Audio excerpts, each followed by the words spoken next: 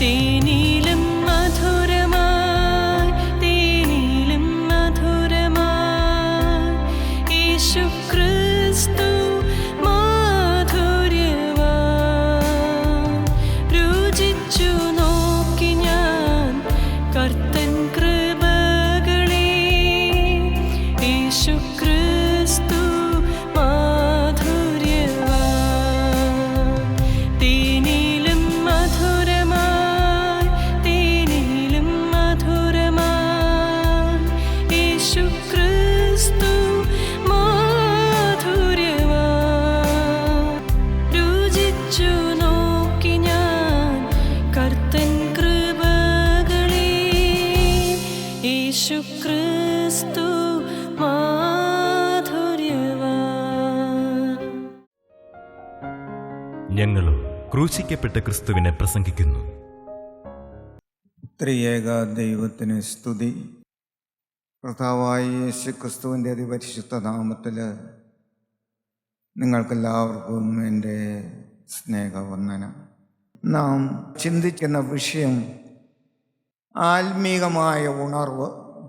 ഒരു വ്യക്തിയുടെ ജീവിതത്തിൽ ദൈവീകമായ ഇടപെടൽ, അത് മുഖേന ആ വ്യക്തിയുടെ ജീവിതത്തിൽ ആത്മീകമായ ഉണർവ് ലഭിച്ചു, ആത്മീകമായ ചൈതന്യം ലഭിച്ചു.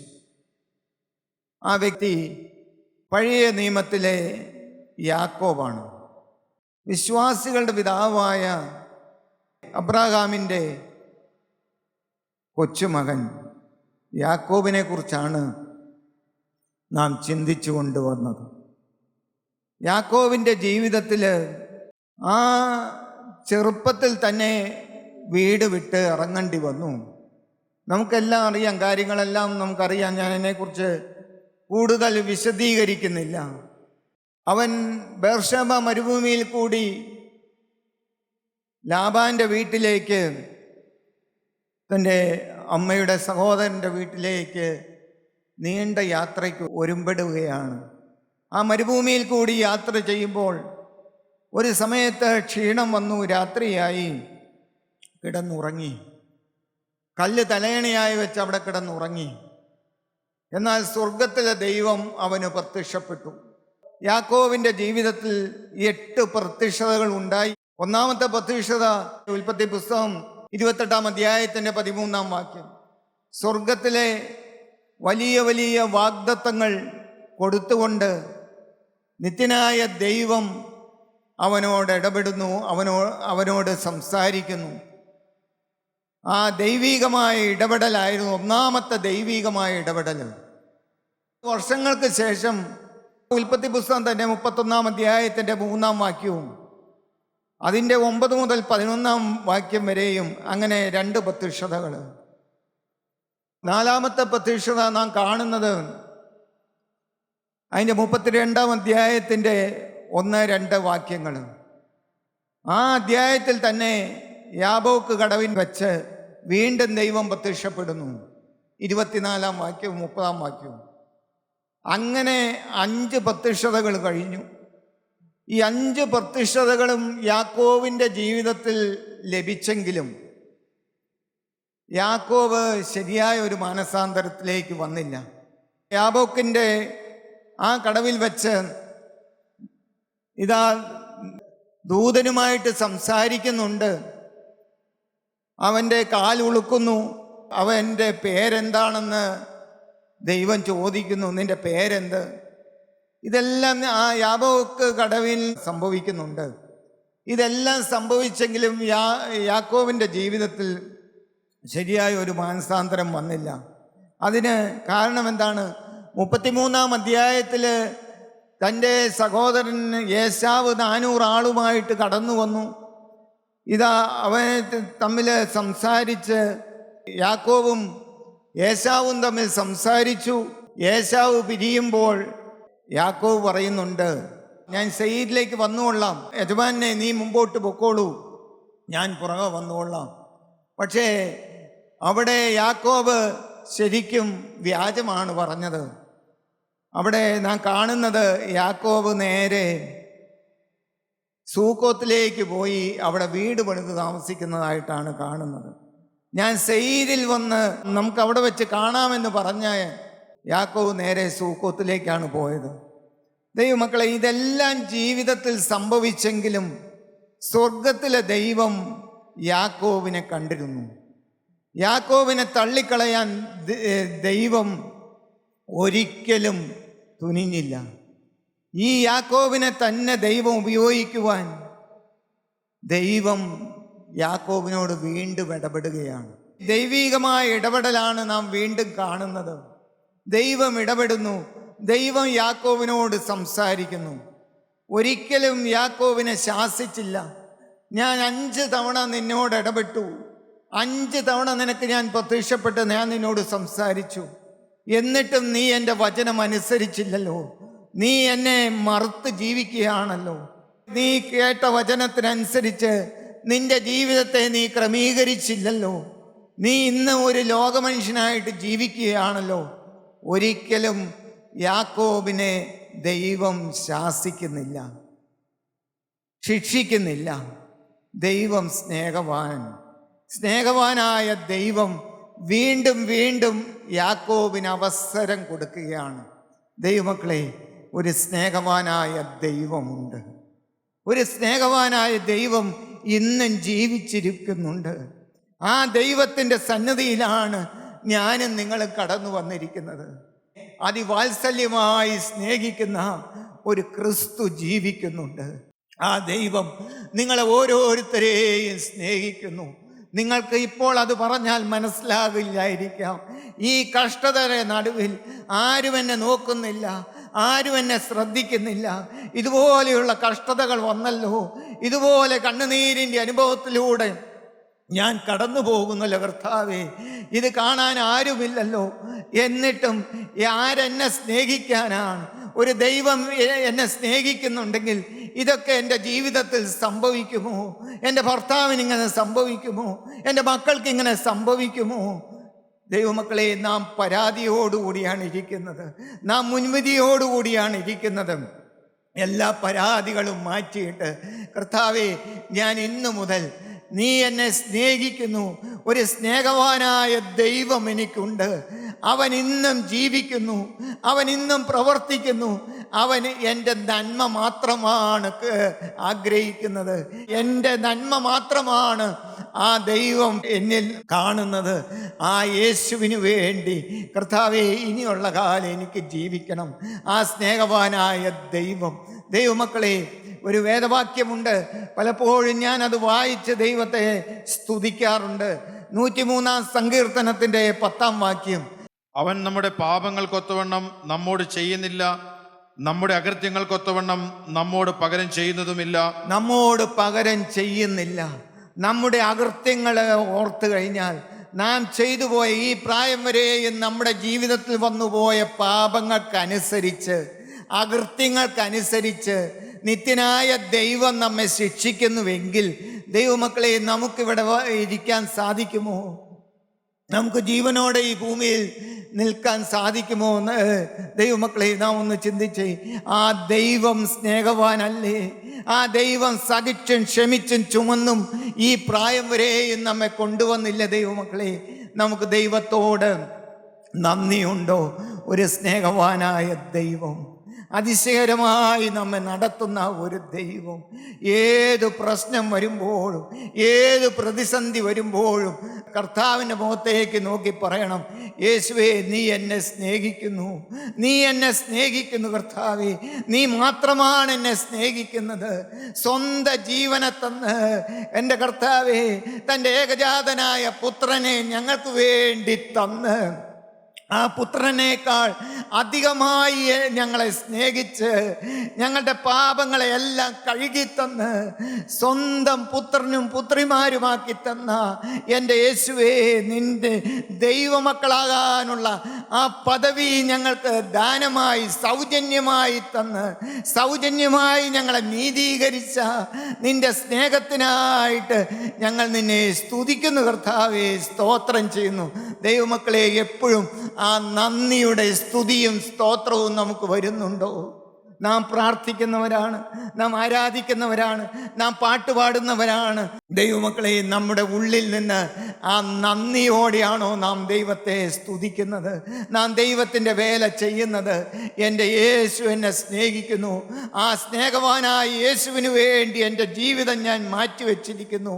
ഇനിയുള്ള കാലം കർത്താവേ, ഞാൻ എന്ത് ചെയ്താലും ആ ക്രിസ്തുവിനോടുള്ള സ്നേഹത്തെ പ്രതി, ആ സ്നേഹത്താൽ നിറഞ്ഞു നിൽക്കുവാൻ ഞാൻ എൻ്റെ ജീവിതത്തെ മാറ്റിവെക്കുന്നു കർത്താവേ. ദൈവമക്കളെ, ഇവിടെ യാക്കോബിനെ ദൈവം സ്നേഹിച്ചു, യാക്കോബിനെ ദൈവം സ്നേഹിച്ചു. ദൈവമക്കളെ, വീണ്ടും സ്വർഗത്തിലെ ദൈവം അവനോട് ഇടപെടുകയാണ്, അവനോട് വചനം കൊടുത്തു. ആ സമയത്ത് അന്ന് വചനം കൊടുത്തപ്പോൾ, ആ 6ാമത്തെ പ്രത്യക്ഷതയിൽ വചനം കൊടുത്തപ്പോൾ, ഇതാ യാക്കോബ് വിനയപ്പെട്ടു, യാക്കോബ് എളിമപ്പെട്ടു. ആ വചനം പൂർണ്ണമായിട്ടും അംഗീകരിച്ചുകൊണ്ട് ബേഥേലിലേക്ക് 2ാമത്തെ വചനം കൊടുത്തത്, നീ ബേഥേലിലേക്ക് മടങ്ങിപ്പോകുക, നീ ബേഥേലിലേക്ക് മടങ്ങിപ്പോകുക. വർഷങ്ങൾക്ക് മുമ്പ് നീ തന്നെ ആ ലൂസ് എന്ന് പറഞ്ഞ സ്ഥലത്തിന്, ആ ബേർഷേബ മരുഭൂമിയിൽ ലൂസ് എന്ന് പറഞ്ഞ ആ സ്ഥലത്തിന് ബേഥേൽ എന്ന് പറഞ്ഞ് പേരിട്ട ആ സ്ഥലത്തേക്ക് നീ മടങ്ങിപ്പോകുക. ദൈവമക്കളെ, 3ാമത് അവനോട് പറഞ്ഞു, നീ ഒരു യാഗപീഠം ഉണ്ടാക്കുക, നീ ഒരു യാഗപീഠം ഉണ്ടാക്കുക. അതും യാക്കോബ് അനുസരിച്ചു. 4ാമത് ഇതാ യാക്കോബ് സ്വയമേ ഒരു തീരുമാനമെടുത്തു, അന്യ ദൈവങ്ങളെ നീക്കിക്കളയുക. അവൻ അന്യ ദൈവങ്ങളെ നീക്കിക്കളഞ്ഞു. 5ാമത്തെ കാര്യമാണ് ഇന്ന് നാം ചിന്തിക്കുന്നത്, അവൻ ശുദ്ധീകരണം പ്രാപിച്ചു. 35-ാം അധ്യായത്തിൻ്റെ 2-ാം വാക്യം. അപ്പോൾ യാക്കോബ് തൻ്റെ കുടുംബത്തോടും കൂടെയുള്ള എല്ലാവരോടും, നിങ്ങളുടെ ഇടയിലുള്ള അന്യദേവന്മാരെ നീക്കിക്കളഞ്ഞ് നിങ്ങളെ ശുദ്ധീകരിച്ച് വസ്ത്രം മാറുവീൻ. ശുദ്ധീകരണം. ദൈവമക്കളെ, ശുദ്ധീകരണം പ്രാപിക്കുവാനായിട്ട് തീരുമാനമെടുത്തു. ഇതാ യാക്കോബ് തീരുമാനമെടുത്തപ്പോൾ ആ യാക്കോബിൻ്റെ മക്കളും ഭാര്യമാരും, ആ കുടുംബം ഒന്നാകെ തീരുമാനമെടുക്കുകയാണ്. അവർ അന്യദൈവങ്ങളെല്ലാം നീക്കിക്കളയുകയാണ്. അന്ന് റാഗയിൽ മറച്ചു വെച്ച അന്യദൈവങ്ങളെ എല്ലാം എടുത്തു. എല്ലാ കുടുംബമാകെ ഒരു കഴുകൽ, പൂർണ്ണമായിട്ട് ഒരു ശുദ്ധീകരണത്തിന് വേണ്ടി തീരുമാനമെടുത്തു. അന്യദൈവങ്ങളെല്ലാം ആ ശേഖേമിനരികെയുള്ള ആ കരുവേലകത്തിൻ്റെ കീഴിൽ കുഴിച്ചിടുന്നതെല്ലാം കാണുന്നുണ്ട്. ഞാൻ അതെല്ലാം വിശദീകരിക്കാൻ സമയമെടുക്കുന്നില്ല. ഇപ്പോൾ 5ാമത്തെ കാര്യം തീരുമാനിക്കുകയാണ്, ഇതാ ശുദ്ധീകരണം. ദൈവമക്കളെ, ശുദ്ധീകരണം. നാം ശുദ്ധീകരണത്തിന് വേണ്ടി വാഞ്ചിക്കുന്നവരാണോ? ആത്മീക ജീവിതത്തിൻ്റെ ഒരു കാതലായ വിഷയമാണ് ശുദ്ധീകരണം എന്ന് പറയുന്നത്. മാനസാന്തരപ്പെടാൻ എളുപ്പമാണ്, രക്ഷിക്കപ്പെടുവാൻ എളുപ്പമാണ്. വചന ശുശ്രൂഷയുടെ മധ്യത്തിലോ അല്ലെങ്കിൽ ദൈവവചനം കേൾക്കുമ്പോഴോ ഏതെങ്കിലും ഒരു സന്ദർഭത്തിൽ വ്യക്തമായ ഒരു തീരുമാനമെടുത്ത് മാനസാന്തരത്തിൻ്റെ അനുഭവത്തിലേക്ക് കടന്നു വരുവാൻ എളുപ്പമാണ്.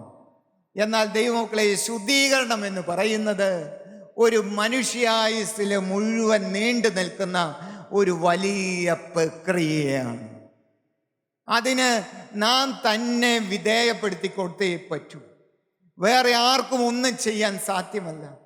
ഞാൻ ശുദ്ധീകരണം പ്രാപിക്കണമെങ്കിൽ ഞാൻ തന്നെ ദൈവസന്നിധിയിലിരുന്ന് എന്നെ തന്നെ ദൈവകരങ്ങളിലേക്ക് സമർപ്പിച്ചുകൊണ്ട്, കർത്താവേ, നിന്റെ ഹിതത്തിന് വേണ്ടി ഞാൻ എന്നെ തന്നെ സമർപ്പിക്കുന്നു, എന്നെ ഒന്ന് മുഴുവനായിട്ട് ഒന്ന് ശുദ്ധീകരിക്കണമേ, എൻ്റെ ആത്മാവിലെയും ശരീരത്തിൻ്റെയും കന്മഷങ്ങൾ, അഴുക്കുകൾ പൂർണ്ണമായിട്ടും കഴുകിത്തന്ന് എന്നെ ഒന്ന് വിശുദ്ധീകരിക്കണമേ കർത്താവേ. ഒരു ദിനം വരുമേ വിശുദ്ധരും കൂട്ടം, ആ വിശുദ്ധര് മാത്രമേ പറന്നു പോകുകയുള്ളൂ. കർത്താവേ, ഈ ഭൂമിയിലെ നീ തന്നിരിക്കുന്ന ആയുഷ്കാലം, ഇനിയുള്ള കാലം എനിക്കൊരു ശുദ്ധീകരണം പ്രാപിക്കണം, എനിക്കൊരു കഴുകൽ പ്രാപിക്കണം. ദൈവമക്കളെ, അത് വ്യക്തിപരമായ തീരുമാനമാണ്. അത് വ്യക്തിപരമായ ഒരു തീരുമാനമാണ്. അത് മാറ്റമില്ലാത്ത കാര്യമാണ്. ദൈവീക വ്യവസ്ഥയാണ്. ദൈവമക്കളെ, അത് നാം ഈ ലേവ്യ പുസ്തകത്തിൻ്റെ താക്കോൽ വാക്ക് തന്നെ വിശുദ്ധി എന്നുള്ളതാണ്. വിശുദ്ധീകരണം. അനേകം വാക്ക് ഏതാണ്ട് 152 തവണ വിശുദ്ധിയോടുള്ള ബന്ധത്തിൽ അനേകം വാക്കുകൾ നമുക്ക് ലേവ്യ പുസ്തകത്തിൽ കാണാൻ സാധിക്കും. ഉൽപ്പത്തി പുസ്തകം വീണുപോയ മനുഷ്യൻ്റെ അവസ്ഥയെക്കുറിച്ച് പ്രതിപാദിക്കുന്നുണ്ട്.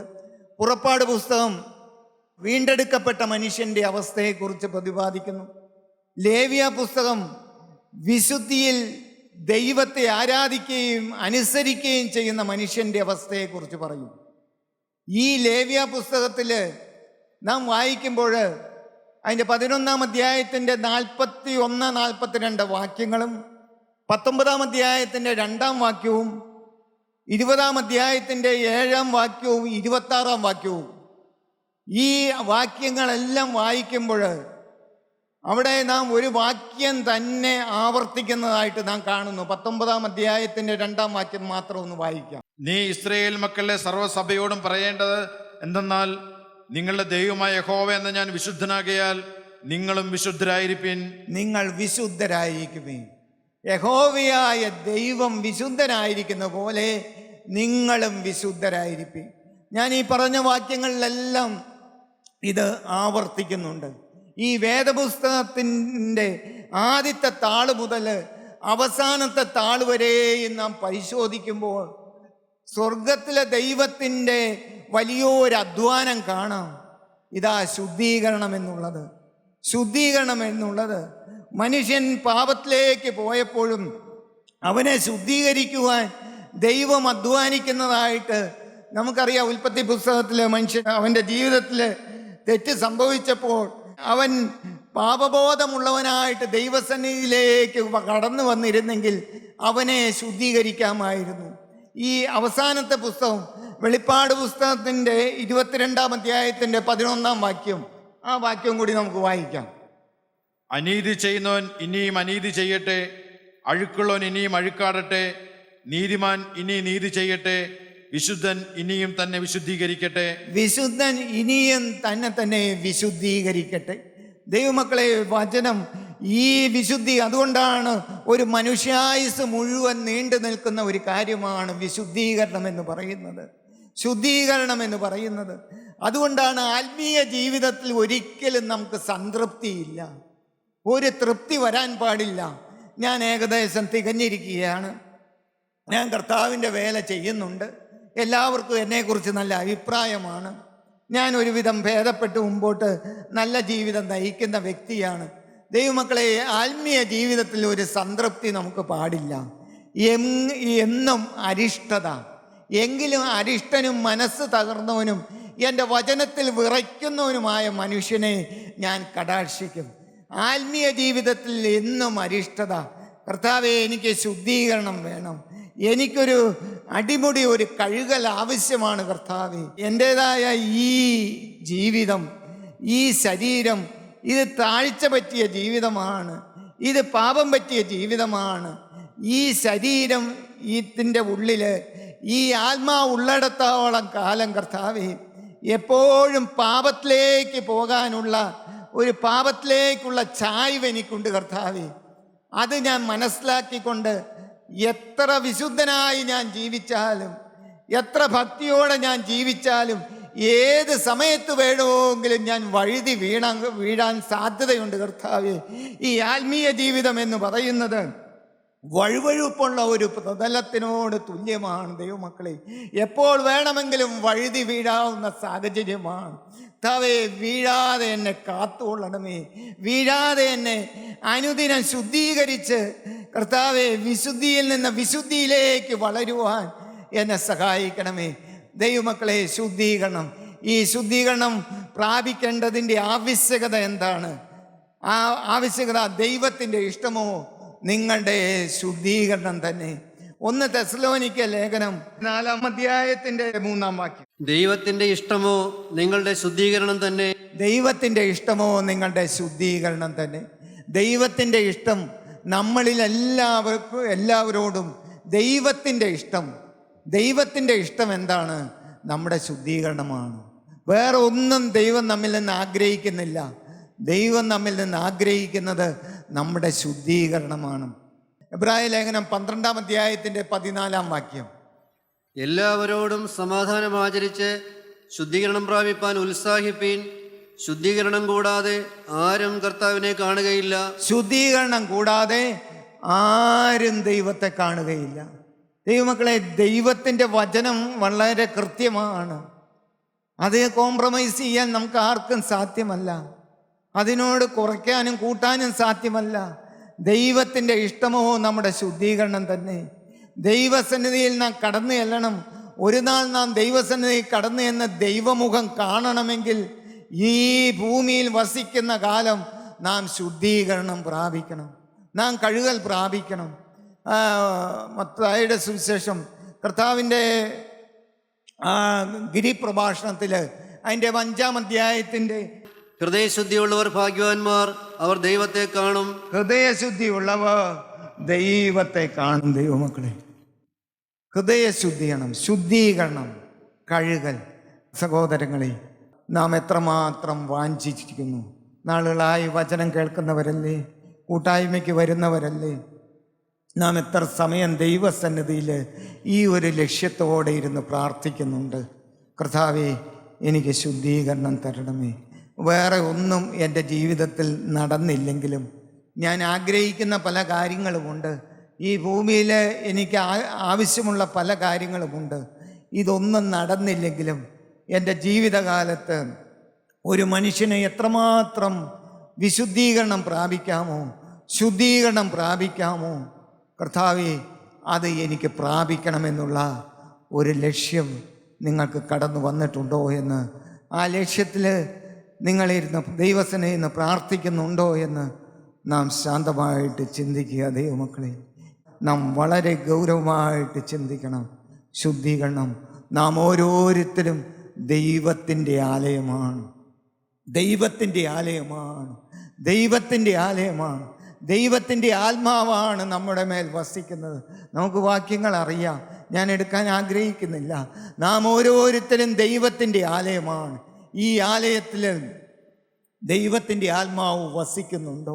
ആ വിശുദ്ധിയുടെ ആത്മാവ് വസിക്കുവാൻ നമ്മുടെ ഹൃദയത്തെ നാം ഒരുക്കുന്നുണ്ടോ? നാം ദൈവമക്കളെ അതിനുവേണ്ടി ദൈവസന്നിധിയിൽ നമ്മെ തന്നെ കണ്ട് നമ്മുടെ ജീവിതത്തെ പരിശോധിച്ച് നമ്മുടെ പാപങ്ങളെ ദൈവസന്നിധിയിൽ ഏറ്റുപറഞ്ഞ്, കർത്താവേ, ആ കുഞ്ഞാടിൻ്റെ തിരുരക്തത്താൽ എന്നെ കഴുകണമേ കർത്താവേ, എന്നെ ശുദ്ധീകരിക്കണമേ. എനിക്ക് തന്നെ ഒരിക്കലും എന്നെ തന്നെ ശുദ്ധമാക്കാൻ സാധ്യമല്ല. ഞാൻ അതുകൊണ്ട് നിൻ്റെ സന്നിധിയിലേക്ക് കടന്നു വരുന്നു കർത്താവേ, നിൻ്റെ പാദപീഠത്തിലേക്ക് കടന്നു വരുന്നു കർത്താവേ. നൂറ്റാണ്ടുകൾക്ക് മുമ്പ് ഒരു കുഷ്ഠരോഗി യേശുവിൻ്റെ മുമ്പിൽ വന്ന് വീണു. യേശുവിൻ്റെ മുമ്പിൽ മുട്ടുകുത്തി. യേശുവിൻ്റെ മുമ്പിൽ മുട്ടുകുത്തിയവർ വളരെ ചുരുക്കമാണ് ദൈവമക്കളെ. എന്നാൽ ഒരു കുഷ്ഠരോഗി യേശുവിൻ്റെ മുമ്പിൽ വന്ന് മുട്ടുകുത്തിക്കൊണ്ട് യേശുവിനോട് പറഞ്ഞു, യേശുവേ, നിനക്ക് മനസ്സുണ്ടെങ്കിൽ എന്നെ ശുദ്ധമാക്കാൻ കഴിയുമെന്ന്. ദൈവമക്കളെ, അവൻ കുഷ്ഠരോഗം മാറാനായിട്ട് പ്രാർത്ഥിച്ചില്ല, എനിക്ക് സൗഖ്യം വേണമെന്ന് പ്രാർത്ഥിച്ചില്ല. എന്നാൽ യേശുവിൻ്റെ സന്നിധിയിൽ കടന്നു വന്നിട്ട്, യേശുവേ, നിനക്ക് മനസ്സുണ്ടെങ്കിൽ എന്നെ ശുദ്ധമാക്കാൻ കഴിയുമെന്ന് ആ കുഷ്ഠരോഗി യേശുവിൻ്റെ ആ കാൽപാദത്തിൽ വീണ് പ്രാർത്ഥിച്ചു. ദൈവമക്കളെ, യേശു അവനെ തൊട്ടു. എനിക്ക് മനസ്സുണ്ട്, നീ ശുദ്ധമാകാ.